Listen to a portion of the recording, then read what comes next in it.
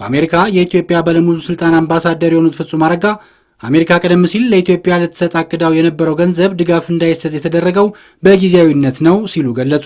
አምባሳደሩ በማህበራዊ ሚዲያ ገጾቻቸው ላይ እንዳሰፈሩት የገንዘብ ድጋፉ የተያዘው ለአጭር ጊዜ መሆኑን ከሚመለከታቸው የአሜሪካ መንግስት ኃላፊዎች እንደተረዱም ጠቅሰዋል። አምባሳደር ፍጹም አሜሪካ ለኢትዮጵያ የመደበችው 130 ሚሊዮን የአሜሪካ ዶላር እንዳይሰጥ መወሰኗ ከተሰማ በኋላ ስለ ጉዳዩ ማብራሪያ እንዲሰጣቸው መጠየቃቸውን ገልጸው የነበረ ሲሆን በዚሁ መሰረት ነው ገንዘቡ በጊዜያዊነት እንዳይሰጥ መደረጉን እንደተረዱ ያመለከቱት።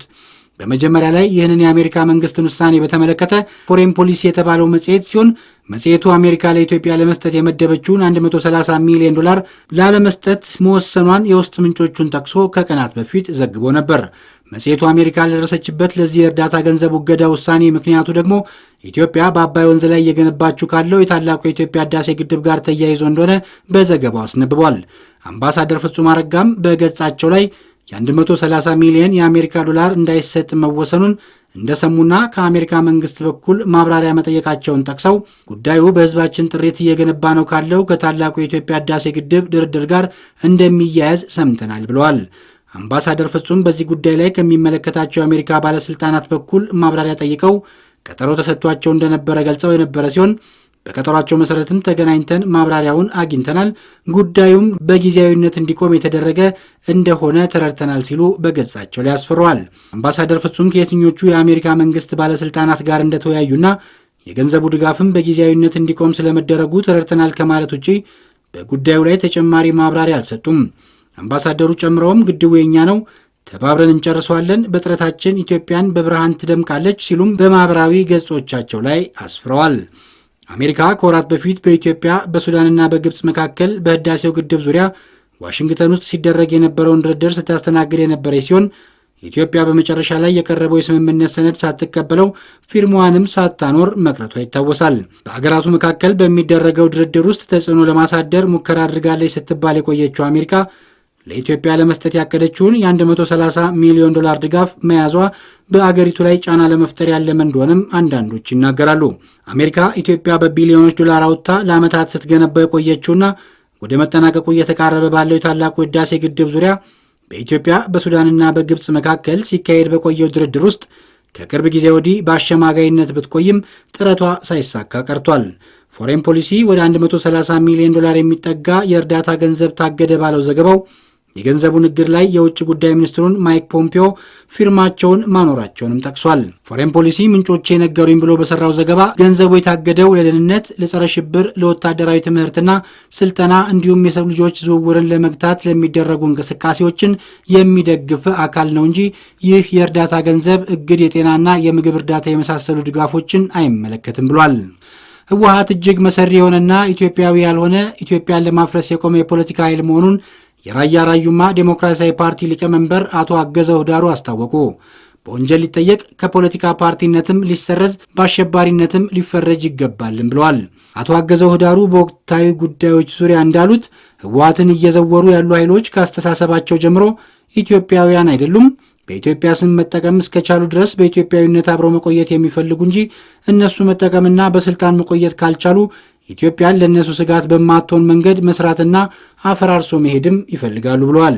ለዚህም የራሳቸውን ኢኮኖሚ፣ ፖለቲካ፣ የሚሊተሪና አዳብረው መጠቀም እስከቻሉ ድረስ አብሮ ለመቆየት ችግር የለባቸውም ያሉት ሊቀመንበሩ ራሳቸው መጠቀምና ሌላውን በሚፈልጉት መንገድ ማሽከርከር ካልቻሉ ኢትዮጵያን አፍርሰው መልሰው ለነሱ ስጋት እንዳትሆን አድርገው መሄድ ፍላጎታቸው መሆኑን ጠቁመዋል።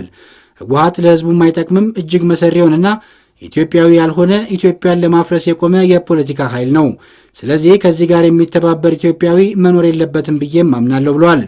ይህን የምለውም እኛ ከስር መሰረታቸው ስለምናውቃቸው ምናልባት ሌላው ህዝብ ግፍና በደሉን ብቻ እንጂ እኛ ግን አስተሳሰባቸውንም ጭምር እናውቃለን ብለዋል። የትግራይን ህዝብ ጨምሮ መላው የኢትዮጵያ ህዝብ አንድ ላይ ሆኖ የእነዚህን ሰዎች ህልውና ማሳጠር እንዳለበት ያመለከቱት አቶ አገዘው ለመላው ህዝባችን የሚጠቅመው አንድነቱ፣ ኢትዮጵያዊነቱና የጋራ ተጠቃሚነቱ እንደሆነም አስታውቀዋል። ከእኩልነትና ከኢትዮጵያ አንድነት የሚገኘው ትርፍ እጅጉን የገዘፈ እንደሆነ በአጽንኦት የተናገሩት ሊቀመንበሩ ከህወሓት የገንጣይና ነጣይ ባህሪ አንጻር ምን አይነት ስነ ልቦና እንደሆነ ባላውቅም ኢትዮጵያዊ ሆኖ ከህወሓት የፖለቲካ አቅም አገኛለሁ ብሎ የሚዶልት የሚያሴር የፖለቲካ ኃይል ተግባር በጣም አስገራሚ እንደሆነም አመልክተዋል። እነዚህ ሰዎች ባልጠበቁት ሁኔታ ያውም በማይታመን መልኩ በፈጣሪ እርዳታ ከመሃል የኢትዮጵያ ክፍል ተገልለው ወደ አንድ ዳር እንዲሰበሰቡ መሆኑንና እነዚሁ ሰዎች ደግሞ መልሰውም ስልጣን መያዝ እንደማይችሉ ከዚህ አንጻር ፍላጎታቸውን ለመፈጸም ብዙ እንደሚሞክሩ ዙሪያውን ሄደው ኢትዮጵያን ለማመስ ያላደረጉት ጥረት አለመኖሩንና ቤኒሻንጉል ጉሙዝ፣ በጋምቤላ፣ በሶማሌ ሁሉ የሞከሩ መሆናቸውን በደቡብ አሁንም እየሞከሩ እንደሆነ በኦሮሚያም የተሞከረ መኖሩን በንግግራቸው አብራርተዋል። እነዚህ ሰዎች ተፈጥሮ ፍትህን፣ እኩልነትን፣ ነጻነትን፣ ኢትዮጵያዊነትና በኢትዮጵያ ማዕቀፍ የፈለገው የፖለቲካም ሆነ ኢኮኖሚያዊ ችግር ቢኖር በኢትዮጵያዊነት ማዕቀፍ ፍትሃዊ ያልሆነን አሰራር እየታገልክ ኢትዮጵያዊነትን እንደ አንድ ምሰሶ ይዘ ኢትዮጵያን ማቆየት የሚል ህልም እንደሌላቸውም አስታውቀዋል። ለውጡና የለውጡ ኃይል የሚያቀነቅነው ከነሱ አስተሳሰብ በተቃራኒ ነው ያሉት ሊቀመንበሩ ኢትዮጵያዊነትን እንደ አንድ ምሰሶ የያዘ መሆኑንም ገልጸዋል። ይህ ኃይል የፈለገው አይነት የፖለቲካ ችግር ቢኖር በኢትዮጵያዊነት ማዕቀፍ መፈታት አለበት የሚል አቋም እንዳለው ጠቅሰው እነሱ ግን በልዩነት ላይ የተመሰረተ በብሔር ብሔረሰቦች መካከል ተቃርኖ እንዲኖር ማድረግ ነው ዓላማቸው። ሌላው ቀርቶ የእነሱ ሁሉና የሚረጋገጥ የሚመስላቸው ራሳቸውን የበላይና ሁሉን ነገር አድራጊና ፈጣሪ አድርገው በመመልከት በመሳልና በዛው ልክ በመግለጽ ነው ሲሉም ተችተዋቸዋል። ይህንንም በአብነት ሲጠቅሱ ጎንደርና ጎጃም እንዲሁም ወሎና ጎንደር የጋራ ነገር የለውም ብለው እንደሚያስቡም አመልክተዋል። ይልቁንም እኛንን አንድ ያደረግነው ብለው ነው የሚያስቡትም ብለዋል። ኦሮሞን አንድ ያደረግነው እኛንን። ከዚህ በመነሳትም አሁን ላይ እነዚህን አካባቢዎች ለማፈራረስና እንደፈለግን ለመበታተን ምክንያቶች አሉን ብለው በማመን ይህን ለማድረግ እንቅስቃሴ መጀመራቸውንም ተናግረዋል። በዚህ ደረጃ ኦሮሞን አንድ አድርጋችሁ አማራንም አንድ አድርጋችሁ ለስጋት የዳረጋችሁም ብለው የሚወቅሷቸው ኃይሎች እንዳሉም ሊቀመንበሩ ተናግረው ስለዚህ ቀድሞ አስተሳሰባቸው የተመሰረተው በማህበረሰቦች መካከል ተቃርኖ በመፍጠር በሚፈጠር የፖለቲካ ልዩነት የእነሱን ዕድሜ ማራዘም እንደሆነም አስታውቀዋል። የትግራይ ህዝብ ገና ለውጡ ከመምጣቱ በፊት በየትኛውም የኢትዮጵያ አካባቢ እነዚህ ሰዎች ሊሰሩት በነበረው ግፍና በደል ከእነርሱ ጋር ባቻ መንገድ እየታየን በየትኛውም ቦታ የመንቀሳቀስና ሄደን የመስራት ስጋት እየተፈጠረብን ነው የሚል ምሬት እንደነበረውና ልጆቻችንና አገራችንን አጥብበውብናል የሚል አስተሳሰብ በትላልቆቹ ሰዎች ዘንድ መኖሩን የጠቀሱት ሊቀመንበሩ አሁንም ቢሆን ህወሓት ለትግራይ ህዝብ እንደማይጠቅም አስታውቀዋል ብለዋል። ይልቁንም የህወሓት ህልውና እየጨመረ በሄደ ቁጥር የትግራይ ህዝብ በህወሓት ዓይን እየታየ የበለጠ ተጎጂ እየሆነ ነው የሚሄደው ነው ያሉት። የትግራይ ህዝብም ከኢትዮጵያ ህዝብ ጋር አንድነቱን ጠብቆ እነሱን መታገል እንዳለበትና በእውነተኛ የፖለቲካ ፓርቲዎች በኩልም እያየን ያለነው ውጣ ውረድ ሊወገድ አንዳንዶቹም ወደ ህወሓት በመጠጋት ህልውናቸውን ለማቆየት እየሄዱበት ያለው መንገድም ሊታረም እንደሚገባም አስገንዝበዋል። ከዚህ ባለፈ ህወሓት የተወሰኑ ወራት በቆየ ቁጥር የኢትዮጵያ ፖለቲካ በሽታ እያመረቀዘ እንዲሄድ ማድረግ ነው ያሉት ሊቀመንበሩ በምንም ኃይል በኢትዮጵያውያን አንድነት መጥፋት ያለበት ነቀርሳ ነው ብለው ህወሓትን ገልጸውታል። ይህ ብቻም ሳይሆን በወንጀል ሊጠየቅ ከፖለቲካ ፓርቲነትም መሰረዝ በአሸባሪነትም መፈረጅ ያለበት የፖለቲካ ፓርቲ ነው ያሉት። ለዚህ አስፈላጊ ከሆነ የመረጃ ማሰባሰብ ስራ ቢሰራ የፈጸሙት ተግባር ከነዚህ ሰዎች ጋር እንኳንስ ዜግነት ሰውነት መጋራት ሁሉ እስኪከፍ ድረስ ህወሓት እጅግ በጣም የክፉዎች ስብስብ ነው ብለዋል። የዚህ ስብስብ መጥፋት ለኢትዮጵያ ህዳሴ ብቻ ሳይሆን ለኢትዮጵያውያንም አንድነትና አብሮነት አንድ ትልቅ ነቀርሳ እንደመንቀል ነው ብለውታል። በኦሮሚያ የታመመ ግመል ስጋ የበሉ ከ100 በላይ ሰዎች መታመማቸው ተሰማ። የታመመውን ግመል አርደው ስጋውን ተከፋፍለው የበሉ 110 ጎረቤታሞች ሰዎች መታመማቸው ተነግሯል። ባሳለፍነው ሳምንት የታመመ ግመል ስጋ ተመግበው ህመም ያጋጠማቸው ሰዎች ቦርቦሪ ተብሎ በሚጠራ ጤና ጣቢያ ሕክምና እንደተደረገላቸው ተጠቁሟል። የመጨረሻዋ ታማሚም እሁድ ዕለት በጤና ጣቢያ ውስጥ የሚደረግላትን ሕክምና አጠናቃ ከማዕከሉ መውጣቷን የተነገረው የግመሉን ስጋ ተመግበው ከታመሙ ሰዎች መካከል አንዷ መሆናቸውን የሚናገሩት ወይዘሮ ቦሪ ጃርሶ ስጋውን አብስለው ቢመገቡም ለህመም መዳረጋቸውን ተናግረዋል። ስጋውን አብስለው የተመገቡ ሰዎች ጨምሮ በሙሉ በሰዓታት ልዩነት ውስጥ መታመማቸውን ወይዘሮ ቦሪ ተናግረዋል። በቦርቦር ጤና ጣቢያ ነርስ የሆኑት አቶ ኮከብ መሐሪ በቅድሚያ ወደ 20 የሚጠጉ ሰዎች ታመው መምጣታቸውን ተናግረው እንደ ተቅማጥ፣ ማስመለስና የሰውነት ሙቀት ያሉ ተመሳሳይ ምልክት ይታይባቸውም ነበር ብለዋል። ተመሳሳይ የህመም ምልክት የሚያሳዩ ሰዎች ወደ ጤና ጣቢያቸው በብዛት መምጣት መጀመራቸውን ተናግረው በአጠቃላይ 110 ሰዎች አክመናል ያሉት የታመመውን የግመል ስጋ በልተው የታመሙት ሰዎች በእድሜያቸውም ከ1 ዓመት እስከ 70 ዓመት ድረስ እንደሆኑ ያስታወሱት አቶ ኮከብ ለታመሙት ሰዎች በተሰጠው ሕክምና የሰዎች ህይወት እንዳላለፈም ተናግረዋል። በቦረና ዞን ዳሲ ወረዳ የእንስሳት ሐኪም የሆኑት ዶክተር ፍራኦል ዋቆ ማህበረሰቡ የታመሙ እንስሳት ስጋና ጥሬ ስጋ መመገብ ማቆም ይኖርበታል ብለው ይመክራሉ። የእንስሳት በሽታው በሰው ላይ ጉዳት ሊያስከትል ስለሚችል ምላሽ ሰጡ። ባለፈው ሰኞ የኢትዮጵያ ዜጎች ለማህበራዊ ፍትህ ኢዜማ በአዲስ አበባ ከተማ ከቅርብ ጊዜ ወዲህ በተለያዩ ክፍለ ከተሞች እየተባባሰ የመጣ የመንግስታዊ መዋቅሮች ድጋፍ ያለው ህገወጥ የመሬት ወረራና የጋራ መኖሪያ ቤቶች ኢፍትሐዊ እደላ እንዳለ ባካሄድኩት ጥናት ደርሼበታለሁ ሲል ማስታወቁ ይታወሳል። የቀድሞ አዲስ አበባ ምክትል ከንቲባና የአሁኑ የማዕድን ሚኒስቴር ኢንጂነር ታከለ ኡማ በቀጥታ የኢዜማን ጥናት ባይጠቅሱም ምላሻቸውን ሰጥተዋል። ኢንጂነር ታከለ በፌስቡክ ገጻቸው ላይ ባሰፈሩት መልእክት የመሬት ወረራን በተመለከተ ከመጀመሪያዋ ቀን ጀምሮ እስከ መጨረሻው ዕለት ድረስ ጠንካራ የሆነ እርምጃ ስንወስድበት የቆየንበት ጉዳይ ነው ብለዋል። ኢንጂነር ታከለ አክለውም ለ20 ሺህ አርሶ አደሮች የተሰጡ የኮንዶሚኒየም ቤቶችንም በተመለከተ ከአንድ ዓመት ተኩል በፊት በካቢኔ የተወሰነና እየተተገበረ መሆኑን በዚሁ መልእክታቸው ላይ አስፍረዋል። ተግባሩ በይፋ የተከናወነ መሆኑን በማንሳትም ከመሬታቸው ላይ ተፈናቅለው በዝቅተኛ ስራ ላይ ተሰማርተው የነበሩ 67 ሺህ አባወራዎች እንደነበሩ በመጥቀስ ከእነርሱ መካከል የከፋ ችግር ላይ ለወደቁት 20 ሺህ ኮንዶሚኒየም መሰጠቱን አንስተው ተግባሩንም ቢያንስ እንጂ የሚበዛ አይደለም ብለዋል። በተጨማሪም በዚህ ተግባራቸው እንደሚኮሩ ገልጸው በግፍ የተገፋን በግፍ ከመሬቱ የተፈናቀለን አርሶ አደር መካስ ያኮራናል ነው ያሉት። ኢንጂነር ታከለ በፌስቡክ መልእክታቸው ኢዜማን ባያነሱም አንድም ቀን በግፍ ለተፈናቀሉ አርሶ አደሮች የመቆርቆር ስሜት አሳይቶ የማያውቅ ቡድን ዛሬ አርሶ አደሮችን ጉዳት ለተቀባይነት ማግኛ መጠቀሚያ ሲያደርገው ማየት ብለዋል። በተጨማሪም በሐሰተኛ መረጃ ድካማችንና ስራችንን ለማጠልሸት ቢሞከርም ስራችን ይናገራልና ፍርድ የህዝብ ነው ሲሉ መልእክታቸውን አጠቃለዋል። የኢትዮጵያ ዜጎች ለማህበራዊ ፍትህ ኢዜማ በአዲስ አበባ ከተማ ከቅርብ ጊዜ ወዲህ በተለያዩ ክፍለ ከተሞች እየተባባሰ የመጣ የመንግስታዊ መዋቅሮች ድጋፍ ያለው ህገወጥ የመሬት ወረራና የጋራ መኖሪያ ቤቶች ኢፍትሐዊ እደላ እንዳለ ባካሄድኩት ጥናት ደርሼበታለሁ ብሏል። ፓርቲው እዚህ ውጤት ላይ ለመድረስ ያስቻለውን ጥናት ያደረገው ከህብረተሰቡ የመሬት ወረራና ህገወጥ የቤት እደላን አስመልክቶ የተሰጡ ጥቆማዎችና በተለያዩ መገናኛ ብዙሃን የቀረቡ ዘገባዎች መሰረት በማድረግ ኮሚቴ አዋቅሮ ባደረገው ምርመራ መሆኑንም ጠቅሷል። በተለያዩ መንገዶች በተደረጉ የመረጃ ማሰባሰቢያ ዘዴዎች ኢዜማ በተጨባጭ አረጋግጫለሁ እንዳለው ታይቶ በማይታወቅ መጠንና ስፋት ግልጽ የሆነ የመሬት ወረራና ህገወጥ የጋራ መኖሪያ ቤቶች እደላ ተደርጓል ብሏል።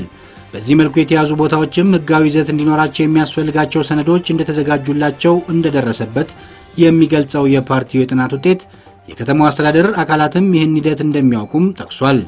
ኢዜማ በጥናቱ ላይ የከተማው አስተዳደር እያየና እየሰማ በህገ ወጥና በተደራጀ መልኩ በወረራ የተያዙ ቦታዎች በፍጥነት ካርታና ፕላን ተሰርቶላቸው ለሶስተኛ ወገን በሽያጭ ተላልፈዋል፣ በማህበርና በግል ለማምረቻና ለንግድ አገልግሎት እንዲውሉም ተደርገዋል ብሏል።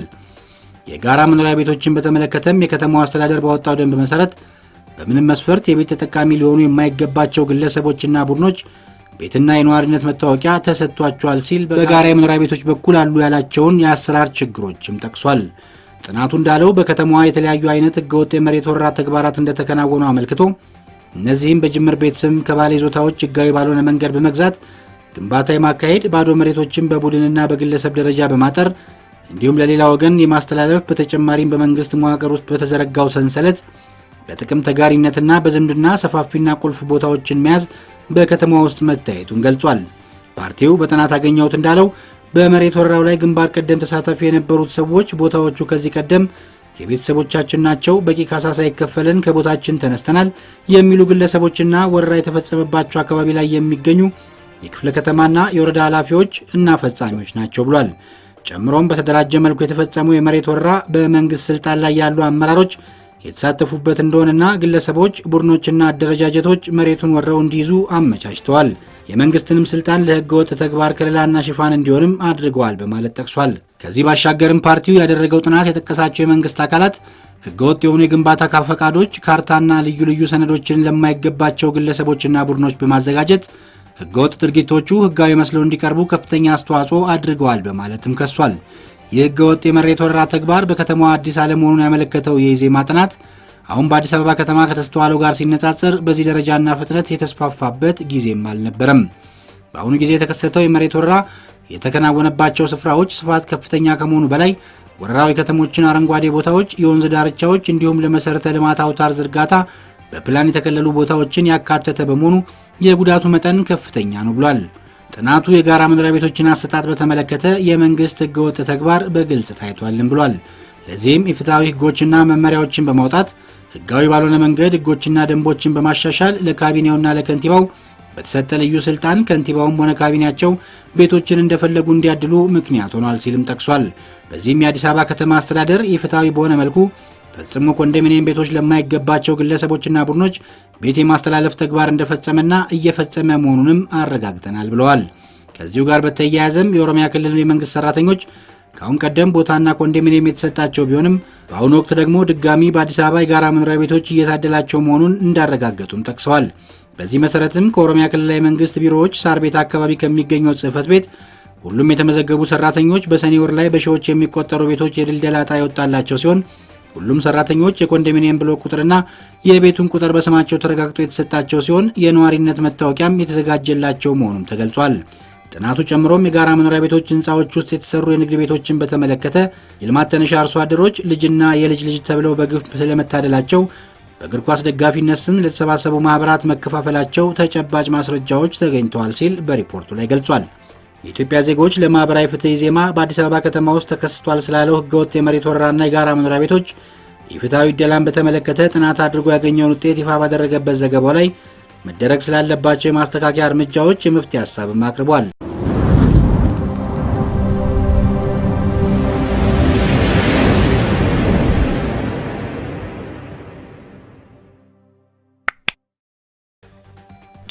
አዋሽ 3 የኃይል ማመንጫ ጣቢያ በጊዜያዊነት አገልግሎቱን አቋረጠ። አዋሽ 3 የኤሌክትሪክ ኃይል ማመንጫ ጣቢያ በጊዜያዊነት አገልግሎት ማቋረጡን የኢትዮጵያ ኤሌክትሪክ ኃይል አስታውቋል። በኢትዮጵያ ኤሌክትሪክ ኃይል የአዋሽ 2 እና 3 ኃይል ማመንጫ ጣቢያዎች ስራ አስኪያጅ አቶ ዲሳሳ ገልሜሳ በጣቢያው ላይ የጎርፍ መጥለቅለቅ በማጋጠሙ ከቅዳሜ ነሐሴ 23 ቀን 2012 ዓ.ም ጀምሮ ጣቢያው ለጊዜው አገልግሎት ማቋረጡን አስታውቀዋል።